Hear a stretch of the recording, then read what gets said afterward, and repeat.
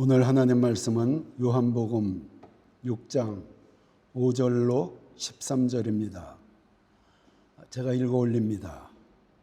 예수께서 눈을 들어 큰 무리가 자기에게로 오는 것을 보시고 빌립에게 이르시되 우리가 어디서 떡을 사서 이 사람들을 먹이겠느냐 하시니, 이렇게 말씀하시면 친히 어떻게 하실지를 아시고 빌립을 시험하고자 하심이라.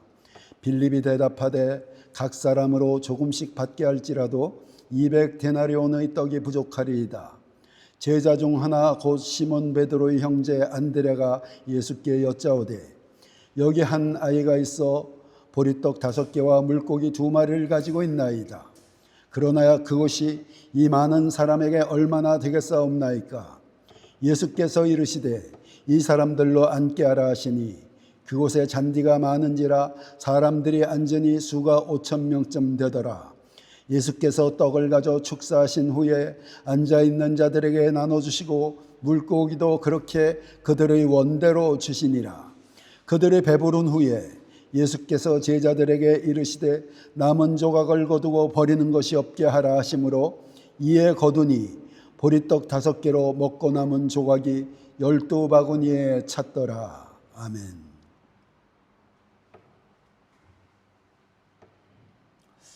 오늘 이 말씀은 사복음서 전체에 기록이 되어 있어요.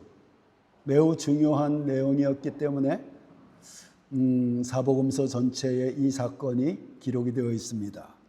우리가 너무나 잘 아는 오병이어의 기적, 물고기 2마리와 보리떡, 보리빵 5개로 5,000명, 남자들만 5,000명, 여자들과 아이들까지 치면 약 2만 명의 사람들을 먹인 하나님의 기적의 역사, 오늘 이 사건을 통한 여러 교훈들을 한번 알아봅니다. 첫째로, 필요를 공급하시는 주님. 예수님이 가는 곳마다 병자를 치료하시고 귀신을 쫓아내시고 기사와 이적을 나타내시고 강력한 하나님의 말씀을 전하니까 가시는 데마다 수많은 사람들이 몰려들었어요. 오늘 이 사건이 난 날도 수많은 사람들이 그 광야에 가득 모여들었습니다. 예수님의 말씀을 듣고 병자를 치료하는 모습을 그들이 보고 있었어요. 그 역사가 너무나 강력하니까 이들이 그 하루 종일 아침부터 저녁 때까지 떠나지 않고 자리를 지키고 있었어요. 제자들이 말합니다. 예수님, 이제 저들을 보내셔서 저들이 여러 마을로 나눠져서 너무나 많은 사람들이니까 한 마을에 들어가면 먹을 것 찾기가 어려우니까 여러 마을로 보내셔서 그들이 음식을 먹게 하소서, 사 먹게 하소서. 그랬더니 예수님이 너희들이 먹을 것을 주라. 제자들이 말합니다. 주님, 여기 허허벌판이고 음식점도 없습니다. 그리고 우린 저들을 먹일 돈도 없어요. 그랬더니 예수님이 그럼 너희 중에서 떡이 몇 개나 있는지 좀 알아보라.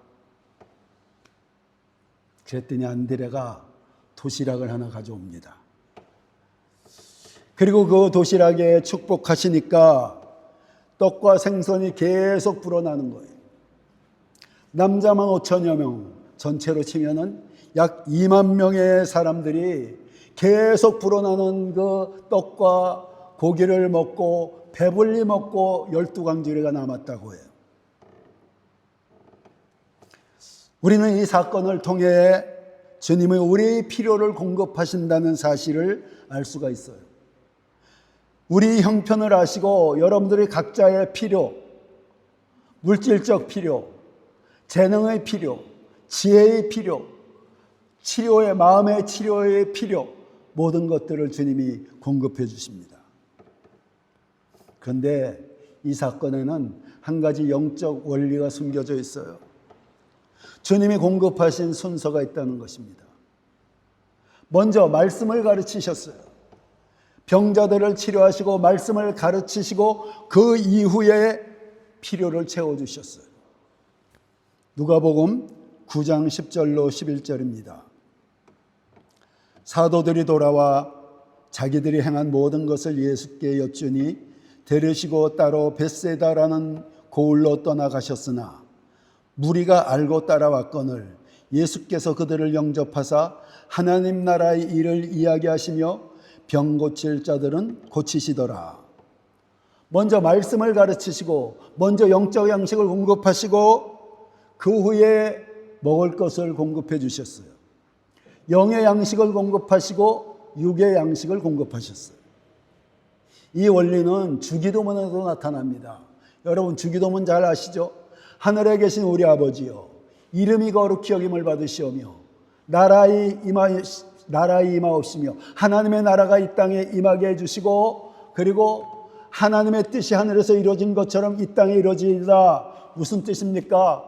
먼저 영적인 것들 기도하라는 거예요. 하늘나라에 속한 것들 기도하라는 거예요. 그러고 나서 그 다음에 내게는 우리 땅에서의 생활에 필요, 일용할 양식, 그리고 시험에 들지 않게, 그리고 구원해달라, 그리고 용서해달라, 이런 땅에서의 우리의 필요들. 그러므로 우리가 항상 먼저 주님 앞에 나와야 된다는 거예요.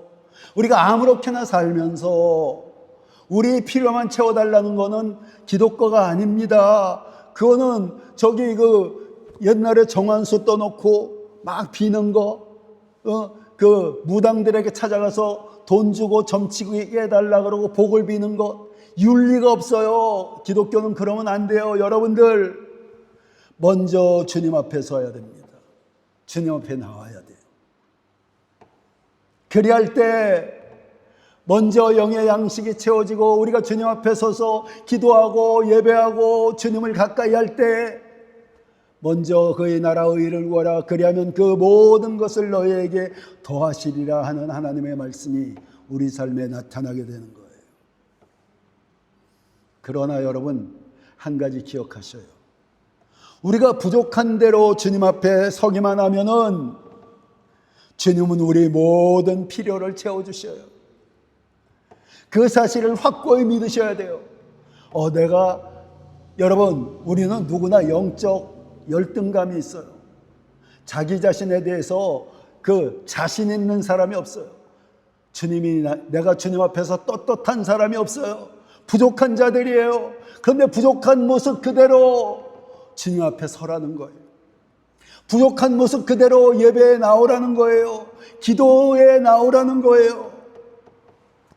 그러기만 하면은 하나님이 여러분들의 필요한 모든 것들, 건강, 물질, 관계의 회복, 땅에서의 닫힌 문이 열려지는 역사들, 우리가 구하고 생각했던 것보다 더욱더 놀랍게 부어주시는 하나님의 역사를 여러분들이 경험하게 되는 것입니다.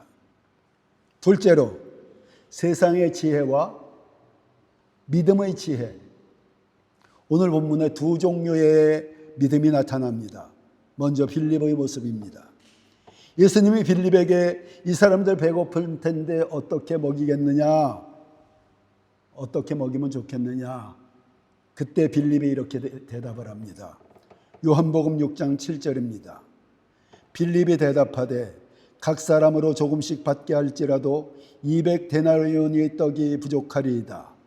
데나리온은 성인 남자 하루의 품삯입니다. 일당입니다. 약 10만 원이라고 치죠. 우리나라 기준으로. 그럼 한 2천여만 원이 돼요. 근데 2천여만 원, 2만 명을 계산을 해보면은 한 사람당 1,000원이에요. 그러니까 그때 당시 1,000원이면 먹을 수 있었겠지. 빌립의 계산은 정확하고 신속했어요. 모인 사람의 숫자를 계산하고 한 사람당 얼마가 될지를 생각하고 그리고 지금 이 광야의 현실까지 보고 정확한 파악, 정확한 분별, 그래서 내려진 결론이 해결이 불가능하다는 것. 우리 힘으로 해결이 불가능합니다. 그러나 예수님은 그런 빌립을 쓰실 수가 없었어요. 왜냐하면 빌립의 판단에는, 빌립의 분별과 계산에는 가장 중요한 예수님이 빠지셨어요. 예수님이 빠져서 예수님의 능력과 예수님의 도우심이 빠지고 인간의 지혜와 인간의 판단만으로 상황 판단을 한 거예요.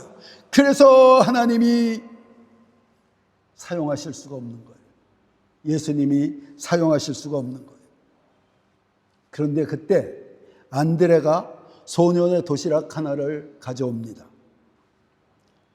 여러분, 이 행동은 믿음으로 한 거예요. 왜냐하면은 주님이 빌립의 말을 듣고 너에게 떡이 몇 개나 있나 알아보라 라고 했을 때 마가복음 6장 38절에 이렇게 기록이 되어 있습니다.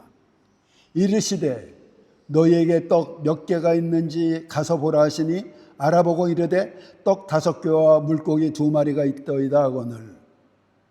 여기 보면은 너희에게 떡 몇 개가 있는지 알아보라 했을 때 거기 수많은 사람들에게 알아보라는 얘기가 아니었어요. 헬라 원문에 보면은 제자들에게, 얘들아 너희들에게 떡이 몇 개가 있느냐, 제자들에게 물어본 거예요. 제자들은 떡이 없었어요. 대부분 포기했어. 근데 안드레는 거기서 포기하지 않고 모인 성도들 사이를 돌아다니면서 누군가 도시락 가진 사람 없어요? 찾아서 가져왔어요. 안드레는 예수님이 뭔가 하실 수 있는, 하실 거라는 기대와 믿음이 있었던 거예요.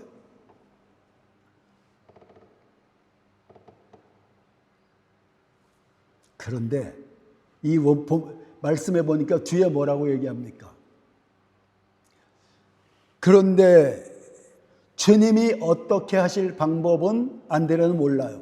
다만 주님이 떡을 가져 너희들 중에 떡이 있느냐라고 물어보니까 떡만 있으면 주님이 뭔가 하실 수 있는 모양이네. 다른 제자들은 포기했는데 안드레는 포기하지 않고 막 돌아다니면서 떡을 구해왔어요. 자그마한 소년의 도시락을 구해왔어요. 그렇지만 안드레가 그 뒤에 하는 고백이 아주 정직한 고백입니다.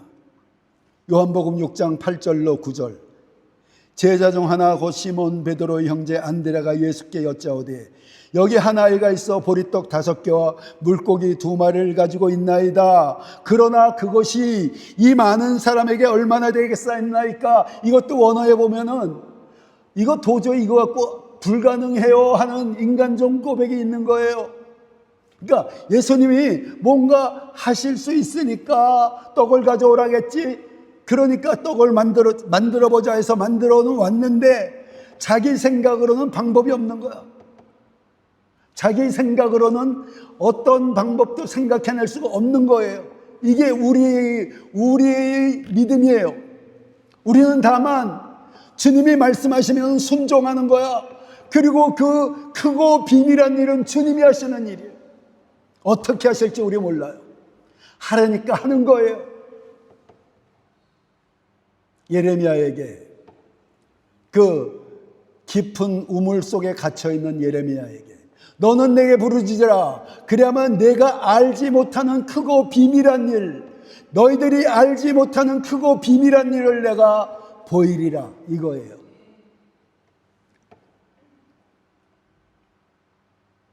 그렇습니다. 우리는 우리 할 일을 하는 거예요. 주님이 하라시는 일을 최선을 다해 하는 거예요. 그리고 기적은 주님이 일으키시는 거예요. 우리는 전혀 예상 못한 방법으로 주님이 역사하십니다. 내가 알지 못하는 크고 비밀한 하나님의 역사. 주님이 그 작은 보리떡 5개와 물고기 2마리의 축복기도 하시니까 떡과 생선이 계속 불어나요. 계속 불어나. 10명, 100명, 1000명, 10,000명, 20,000명, 그들이 다 배불리 먹고도 12광주리가 남게 하셔요. 하나님 우리에게 주실 때는 배불리 먹게 하십니다. 충분하게 하십니다. 남게 하셔요.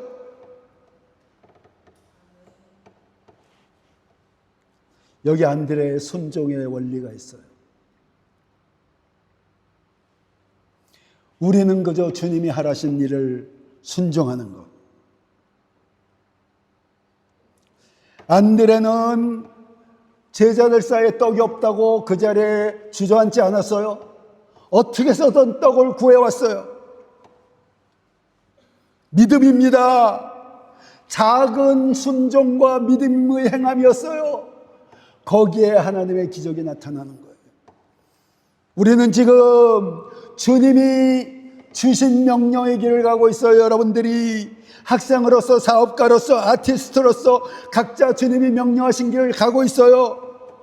그때 우리 할 일이 무엇입니까? 최선을 다하죠. 최선을 다해서 도시락 하나 같은 걸 만드셔요. 여러분들의 환경이 아무리 절망적이고 어두울지라도 우리가 할 일을 해서 도시락 하나를 만들면은 주님이 축사하시니까 오병이어의 기적이 나타나는 것이 영적 원리예요. 여러분들 할 일을 하셔요. 최선을 다하셔요. 내가 해보니까 뭐 방법이 없네 하고 머물러 있지 마셔요. 이리저리 다니면서 구하고 찾고 두드리셔요. 그러면은 여러분이 작은 도시락 하나를 구할 수 있어요. 그리고 주님이 그 작은 도시락에 축사하시면은 놀라운 기적이 여러분 삶에 넘치게 되시기를 예수 그리스도 이름으로 축원합니다. 우리는 현실의 지혜로 살아가는 사람들이 아니에요. 우리는 믿음으로 살아가는 사람들이에요. 하나님의 도우심과 능력이 함께 하신다는 믿음으로 사는 사람들. 그래서 이 더운 날에 놀러 가지 않고 이 자리에 와서 자리를 지키는 우리 믿음, 겨자씨만한 믿음. 여러분, 베드로가 그 캄캄한 밤에 광풍이 휘몰아치는 밤바다를 걸었어요. 어떻게? 주님이 오라 하시니까 오라 하는 말씀 한마디 붙잡고. 여러분들 오라는 말씀을 받은 사람들이에요. 사업가로서 오라, 디자이너로서 오라, 혹은 성악가로서 오라, 교수로서 무엇으로서 오라, 아티스트로서 오라. 그러면 걸으면 되는 거예요. 걸어가셔요. 환경 보지 마셔요. 말씀만 붙잡고 걸어가셔요. 그러면 무리를 걷는 기적이 여러분 삶에 나타나게 되는 것입니다. 셋째, 모든 것을 미리 준비하신 주님. 요한복음 6장 5절로 6절입니다. 예수께서 눈을 들어 큰 무리가 자기에게로 오는 것을 보시고 빌립에게 이르시되 우리가 어디서 떡을 사서 이 사람들을 먹이겠느냐 하시니 이렇게 말씀하시면 친히 어떻게 하실지를 아시고 빌립을 시험하고자 하심이라. 보세요. 예수님은 이미 모든 것 준비하셨어요. 2만 명 충분히 먹이고 남을 계획을 가지셨어요. 능력을 가지셨어요. 그리고 제자들의 믿음을 테스트한 거예요. 얘들아, 너희들 지금 불가능한 환경 속에 있느냐? 불가능한 현실 속에 있느냐? 어떻게 할래? 내게 소년의 도시락을 가져올래? 아니면 불가능하다고 그 자리에 주저앉을래? 테스트하신 거예요. 그러나 이 믿음의 테스트는 책망하기 위함이 아닙니다. 믿음을 강화하기 위한 것이었어요. 실패한 믿음의 시험을 통해 교훈을 얻고 더 강한 믿음으로 여러분들을, 제자들을 성숙시키기 위한 훈련이 목적이에요. 주님은 우리를 향한 모든 하나님의 그 손길은 언제나 사랑이에요. 책망을 해도 사랑, 징계를 해도 사랑, 심판을 해도 사랑. 그것을 통해서 회복시키고 치유하시고 새롭게 하시기 위한 하나님의 사랑이라는 사실. 그리고 결국에는 주님이 미리 준비하신 대로 여러분들의 모든 문제는 해결된다는 것. 그런데 이 사건에 배워야 될 원리 한 가지가 있습니다. 믿음의 씨앗을 심어야 한다는 것. 예수님의 기적은 무에서 나온 게 아니에요. 예수님이 그냥 2만 명이 있느냐? 내가 먹일게. 예수님이 기도하니까 갑자기 떡들이, 그 세상 표현, 요 젊은이들 표현, 뿅 생겨나서 그걸로 한 게 아니라는 거죠. 자, 너희들이 가서 떡을 구해오라. 소년의 도시락. 여러분, 여기 성경에 보니까 성인의 도시락도 아니에요. 성인이라면 예수님이 구한답니다. 그러면은 기꺼이 내주겠죠. 소년은 아직 철이 덜 든 아이야. 예수님이 달란다고 해서 선뜻 내둘 수 있는 아이가 아니에요. 근데 내어놨어요. 그 믿음의 씨앗 위에 기적이 일어납니다. 그런데 주님이 심으라고 하실 때는 꼭 어려운 상황에서 심으라고 그러시죠. 여러분, 사르밧 과부가 그 지역에 흉년이 들어갔고 오랫동안 비가 오지 않아서 양식이 다 떨어졌어요. 주변에 굶어 죽는 사람들이 곳곳에 생겨났어요. 근데 그 집안에 기름 한 줌과 밀가루 한 줌과 기름 조금이 있었어요. 마지막으로 그 떡을 구워서 아들과 함께 먹고 이젠 죽으려고. 근데 하나님이 그 사르밧 과부한테 엘리야를 보내. 그래갖고 엘리야가 가갖고 이보시오, 내게 물을 한 잔 주시오. 몇 년째 물이 내리지 않는데 물을 달래요. 물을 줬어요. 그랬더니 자, 무엇 하는 거요? 그랬더니 내가 지금 이 밀가루 한 줌 남았는데 이거 먹고 나면은 아무것도 없습니다. 이거 먹고 이제 죽을 수밖에 없습니다. 그랬더니 그걸로 떡을 만들어서 내게 먼저 가져오시오. 하나님이 그렇게 하래요. 여러분들에게 믿음의 씨앗을 심으라 할 때는 꼭 어려운 상황에서 심으라 그래요. 결론이 어떻게 됐습니까?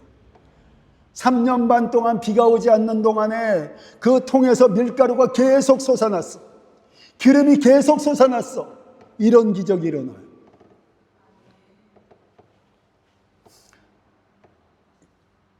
전에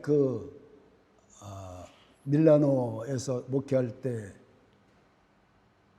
밀라노에서 하여튼 어떤 성도가 있었어요. 근데 그 성도가 이렇게 사업을 하는 성도인데 사업가들은 그 사업 자금이라는 게 항상 비축이 돼 있어야 되는데 그때는 마침 그 사업 자금이 막 투자를 하느라고 한 1,000유로 정도밖에 없었어. 근데 부모님이 뭐 돈이 없다는 소식을 들은 모양이에요. 그거를 자기는 돈을 다 털어서 부모님한테 보내줬어. 보내줬더니 그 사람이 그 상황 속에서 줄 수 있는 상황이 아니에요. 근데 그냥 결단해서 다 줬어. 그랬더니 4시간 후에 7천만 원의 오다가 들어왔어요. 4시간 후에 즉시로. 이런 겁니다.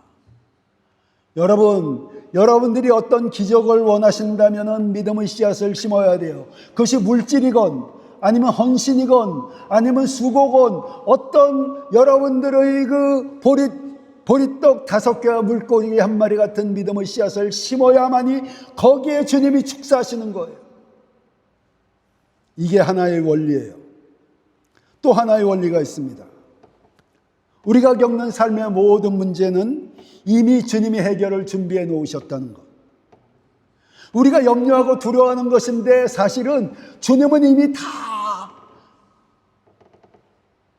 해결을 준비해 놓고 때가 되면 해결하실 거라는 것을 주님은 계획을 갖고 계셔요. 우리는 미래를 모르니까 염려하는 거지. 우리가 만일 내일 일을 볼 수 있다면은 이게 지금 내게 이런 문제가 있는데 한 달 후에, 일주일 후에 이렇게 해결되겠구나. 너무나 미래를 본다면 우리가 염려할 게 없는 거예요. 근데 우리가 내일 일을 알지 못하니까 염려하고 근심하고 앉아있는 거예요. 그런데 여러분들의 염려와 근심은 전혀 쓸모가 없어.